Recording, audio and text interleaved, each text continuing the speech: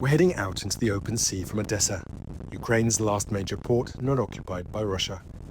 We can't show you the city or the port behind us. Odessa is already under near daily Russian attack. The Ukrainian military worries that any detail shown here could help direct those Russian strikes. This is currently one of the most dangerous stretches of water in the world, and it's not just because of mine. It is also because of downed missiles, downed drones, and trying to find those drones and destroy them before they do any damage to civilian ships, people on the beaches, is the task who these Ukrainian soldiers are here with today. The team has just received the coordinates of an unidentified object sighted on the sea floor. They're sending a drone rather than a diver to investigate. Sea Fox is ready to launch. And we're ready as well. It looks like a piece of missile fuselage. You can see it's already covered with shells. I can tell it's part of a missile, but we'll only be able to tell if it's still dangerous, whether there's still explosives in here, once we get the footage from the other camera. Today's catch doesn't need to be destroyed immediately. Experts back on land will review the footage and decide what to do.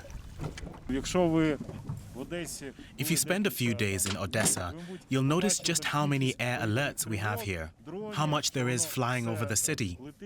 There's so much down there. The Black Sea is the most heavily mined sea in the world right now. Sometimes, though, a mine or a downed missile has to be destroyed in a hurry. If it's a threat to a shipping lane, divers go down to perform a controlled detonation. The crew tell us they sometimes have to sacrifice a drone to carry out their kamikaze mission. But technology has yet to replace humans completely. Some missions still require divers and their know-how in spite of the risks. The danger for these divers isn't just from the mines and the missiles underwater. Right now the divers are having to wait because there is essentially a traffic jam out at sea. Many of the foreign ships heading for the port of Odessa are simply choosing to ignore the warnings that demining is going on in this part of the sea and are coming too close for the divers to do their job. This time, it's a false alarm. Nothing dangerous, just scrap metal. Crew have to respond to any credible report of an unidentified object. Often enough, that ends up being a fridge or other rubbish brought in by the currents. And when they do find explosives, it's not just this war's mines they're clearing up. If we're still finding mines from World War II, and sometimes even from World War I, that tells you how many years of work we have ahead of us. If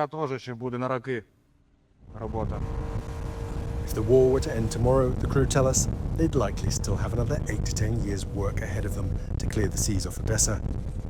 With no end to the war in sight, these crews and their work are here to stay.